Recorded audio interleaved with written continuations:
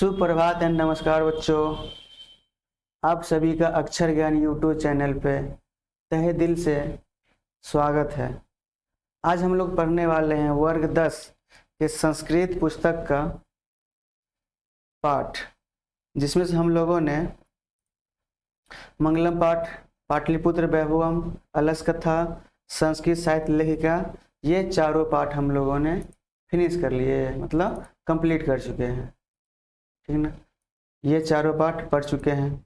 आज बारी है भारत महिमा की, यानी पाठ नंबर 5 की बारी है। तो हम लोग चलते हैं, थोड़ा इसका पाठ परिचय कर लेते हैं। ये सभी पाठ पदात्मक पाठ के अंतर्गत मंगलम पाठ हम लोगों ने कर लिया, और इसी का सेकेंड है दूसरा लेसन भारत महिमा, यानी भारत महिमा पाठ क्या है? पदात्मक पाठ है। इन्हीं के बारे में आज हम लोग चर्चा करने वाले हैं। इसमें हम लोग क्या पढ़ने वाले हैं इसके बारे में देख लेते हैं। इस पाठ में भारत के महत्व का वर्णन से संबंधित पुराणों के 2 पद तथा 3 आधुनिक पद दिए गए हैं। यानी कहने का मतलब है इसमें टोटल 5 पद हैं, और 5 पद में 2 पद पुराण का है, 2 पद पुराण का है, और शेष 3 पद आधुनिक है। हमारे देश भारत को प्राचीन काल से इतना महत्व दिया गया था कि देवगण भी यहाँ जन्म लेने के लिए तरसते थे। यानी इतना महत्व था हमारे भारतवर्ष का, यहाँ की संस्कृति का, यहाँ का प्राकृतिक वातावरण का, कि यहाँ भगवान भी क्या कहते हैं, जन्म लेने के लिए तरसते थे। इसकी प्राकृतिक सुषमा और अनेक प्रदूषणकारी और विध्वंसक क्रियाओं के बाद भी अनुपम है। मतलब यहाँ बहुत सारे प्राकृतिक आपदाओं, बहुत सारे क्या कहते हैं, विध्वंस करने वाले क्रियाकलापों के बाद भी भारत क्या है, अपने आप में बहुत अच्छा है, सुंदर है और अनुपम भी है। इसकी निरूपण इन पदों से, मतलब इसका वर्णन हम लोग इस पदों से करने वाले हैं। ये 5 पद कहाँ मिलेंगे? पाठ में मिलेंगे। तो चलिए हम लोग चलते हैं पाठ पे। 5 नंबर पाठ होगा। पाठ है आपका भारत महिमा। पहुंच गए हम लोग भारत महिमा पाठ पे। तो आप लोग ध्यान से सुनिएगा, और अगर समझ में नहीं आया तो फिर से वीडियो रिप्ले करके देख लीजिएगा। ठीक, चलते हैं हम लोग भारत महिमा, यानी भारत के महिमा के बारे में गुणगान करने की बात आ गई। भारत के महिमा के बारे में गुणगान यानी बखान करना। चलिए, और हम लोग भी भारत देश के निवासी हैं, तो भारत की महिमा के बारे में सुनने में और उत्सुकता होगी। चलिए करते हैं हम लोग। कह रहे अस्माकम देश भारतवर्ष मिति कथ्यते, यानी हमारा जो देश है उसे भारतवर्ष कहते हैं। ये सभी को पता है, सही बात है। आगे चलते हैं। अस्य महिमा, यानी इस देश की महिमा सर्वत्र गीयते, सभी जगह गाई जाती है, मतलब सभी जगह भारत का गुणगान होता है। पाठेस्मिन, इस पाठ में विष्णु पुराणात, विष्णु पुराण से, तथा भगवत पुराणात, भगवत पुराण से च प्रथमा द्वितीय च क्रमशः पद्यम गृहीत मस्ति, यानी कह रहा है इस पाठ में प्रथम और द्वितीय जो पद है वो क्रमशः विष्णु पुराण से और भगवत पुराण से लिया गया है। तो प्रथम किससे लिया गया है? विष्णु पुराण से, और भगवत पुराण से कौन सा श्लोक? दूसरा लिया गया है। ओके, तो पहला श्लोक विष्णु पुराण से, दूसरा श्लोक भगवत पुराण से। शेष बच गए 3। अवशिष्टानी, यानी शेष जो बच गए 3 पद अध्यक्षों के द्वारा निर्मीय प्रस्तावितानी, यानी क्या कहते हैं, अध्यक्षों के द्वारा बनाए गए हैं 3 श्लोक। यानी भारत में पाठ में टोटल कितने श्लोक हैं? 5 श्लोक है। ठीक, भारतम प्रति भक्ति अस्माकम कर्तव्य रूपेण वर्तते, यानी भारत के प्रति भक्ति हमारा क्या है? कर्तव्य है। तो भारत में रहने वाले लोगों का मुख्य कर्तव्य क्या है? भारत के प्रति भक्ति, यानी देशभक्ति की भावना होनी चाहिए। तो चलिए हम लोग चलते हैं। अभी तक हम लोगों ने समझा कि इसमें 2 श्लोक पुराण से लिया गया है, और शेष बच गए जो 3 श्लोक वो आधुनिक श्लोक हैं। अब पौराणिक श्लोक में देखते हैं कौन कौन से श्लोक हैं जो पुराण से लिए गए हैं। ये है आपका पहला, कह रहा है गायंती देवा किल गीत कानी धन्यास्तु ते भारत भूमि भागे स्वर्गा पवर्गा अस्पद मार्ग भूते भवंती भूया पुरुषः श्रुत्वात्, यानी कह रहा है पहला श्लोक के माध्यम से कि गायंती देवा किल गीत कानी, यानी देवता लोग क्या करते हैं, गीत गाते हैं। धन्यास्तु ते भारत भूमि भागे, भारत भूमि भाग के बारे में कह रहे हैं। स्वर्गा पवर्गास्पद मार्ग भूते, स्वर्ग मोक्ष प्रदान करने वाले। भवंती भूय पुरुष श्रुत्वात्, यानी श्रुत्वात् मतलब कहते हैं यहाँ पे लोग, यहाँ पे कहते हैं पुरुष देवतुल्य होते हैं। मतलब कह रहा है कि पहले श्लोक के माध्यम से भारत देश की विशेषताओं के बारे में वर्णन किया जा रहा है। इसमें कह रहा है कि देवता लोग गीत गाते हैं कि अवश्य ही वे लोग धन्य हैं, ते भारत भूमि भागे। कौन लोग? अवश्य ही वे लोग धन्य हैं जिनका जन्म भारत भूमि पे हुआ है, जिनका जन्म भारत भूमि पे हुआ है, क्योंकि भारत की भूमि स्वर्ग तथा मोक्ष प्रदान करने वाली है। भारत की भूमि स्वर्ग तथा मोक्ष प्रदान करने वाली है। और क्या कहते हैं, और इसको साबित कौन किए हैं? इस धरती पे स्वयं हरि यानी स्वयं राम कृष्ण ने कहते हैं इस धरती पे जन्म लेके साबित कर दिए हैं।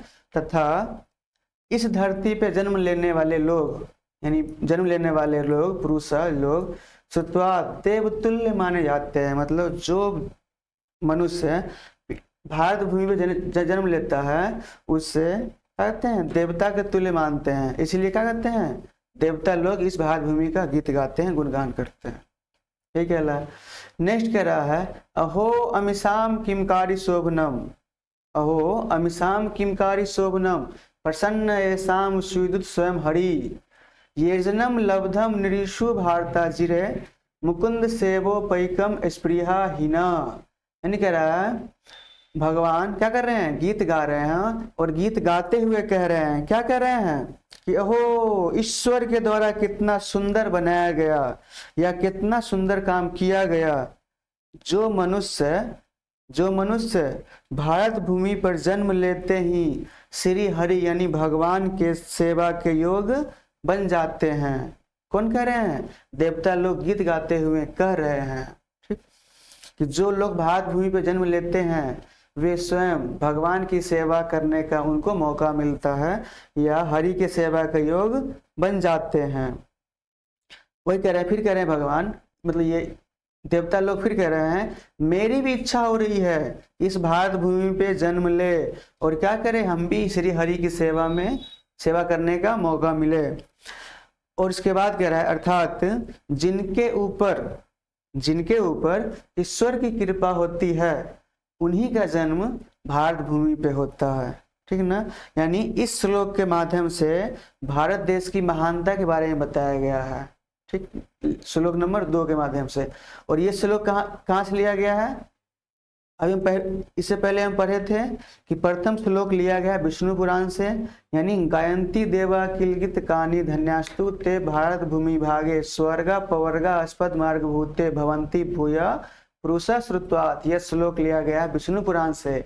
और जो ये दूसरा श्लोक है पद है अहो अमिषाम किमकारी शोभनम प्रसन्न ये शाम सुविदुत स्वयं हरि ये जन्म लब्धम निरुषु भारता जीरे मुकुंद सेवो पैकम स्प्रिया हीना। मतलब कहते हैं ये श्लोक ये पद लिया गया है भागवत पुराण से। इसको याद करने का सबसे सटीक तरीका है भारत महिमा पाठ में 2 श्लोक पौराणिक है, और जब भी हम लोग नाम लेते हैं किसी भगवान का कहते हैं विष्णु भगवान बोलते हैं ना, कि भगवान विष्णु, यानी पहले उनका नाम लेते हैं उसके बाद उनका परिचय देते हैं, यानी विष्णु भगवान। तो पहला श्लोक विष्णु पुराण से, दूसरा श्लोक भागवत पुराण से। चलिए अब चलते हैं आधुनिक श्लोक पे। 3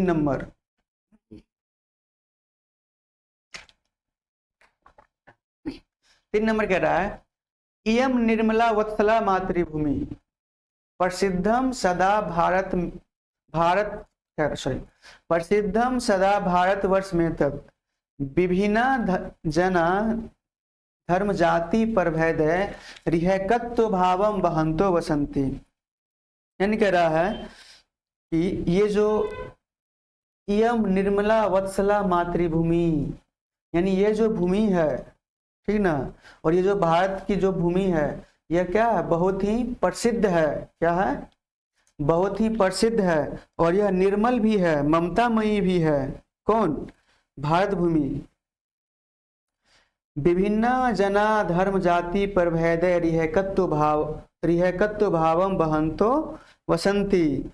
यानी कहते हैं इसी धरती पे, किस धरती पे, भारत भूमि पर ही विभिन्न धर्म जाति के लोग भेदभाव को छोड़कर, यानी भेदभाव किए बिना एक साथ मिलकर रहते हैं और एकता का परिचय देते हैं। तो इसका पूरा हम लोग क्या लिख सकते हैं कि यह भारतवर्ष प्रसिद्ध है, किस लिए, यह भारत भूमि हमेशा कहते हैं प्रसिद्ध है क्योंकि यह पवित्र भी है और ममतामयी भी है, और यहाँ विभिन्न जाति धर्म के लोग, जैसे में कोई भी जाति, सब कोई आपस में मिलजुल के रहते हैं, बिना कोई भेदभाव किए रहते हैं, और सभी लोग यहाँ क्या करते हैं, एकता का परिचय देते हैं और मिसाल कायम करते हैं।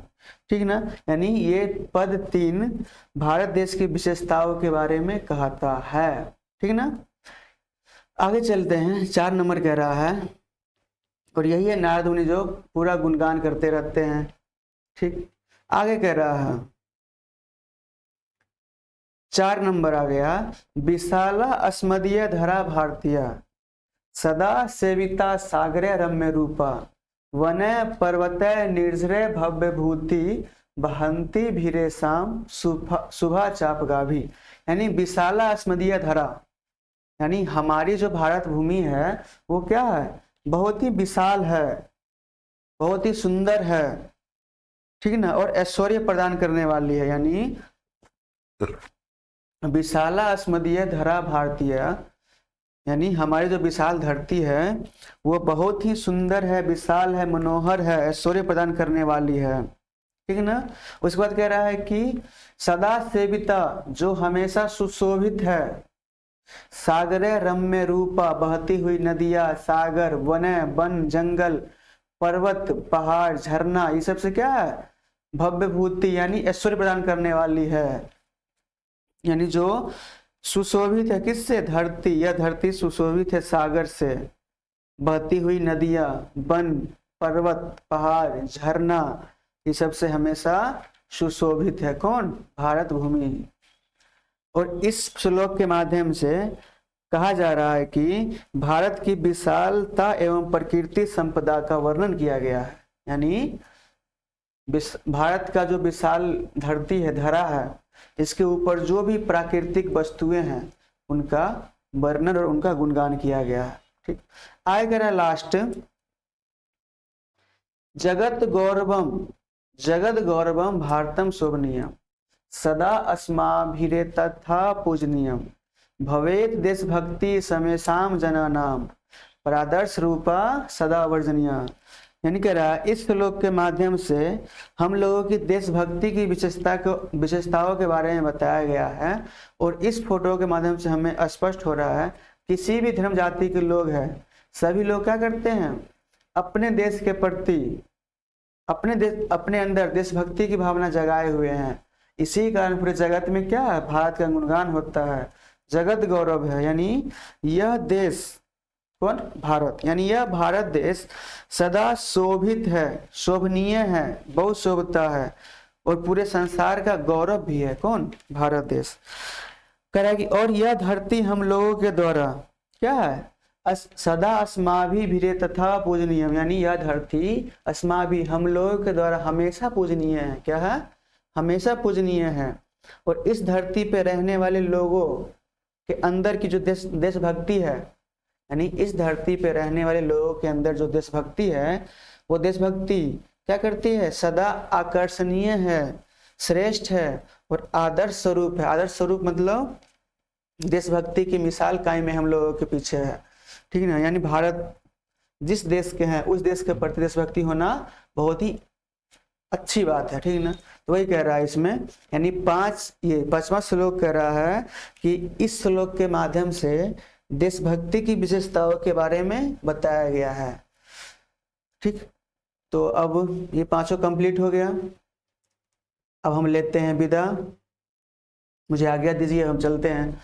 अगर समझ में ना आए तो इसको फिर से दोबारा रिप्ले करके भी देख सकते हैं। ठीक, तो ये आपका 5 लेसन आज होता है आपका कंप्लीट। चलते हैं, bye, have a nice day.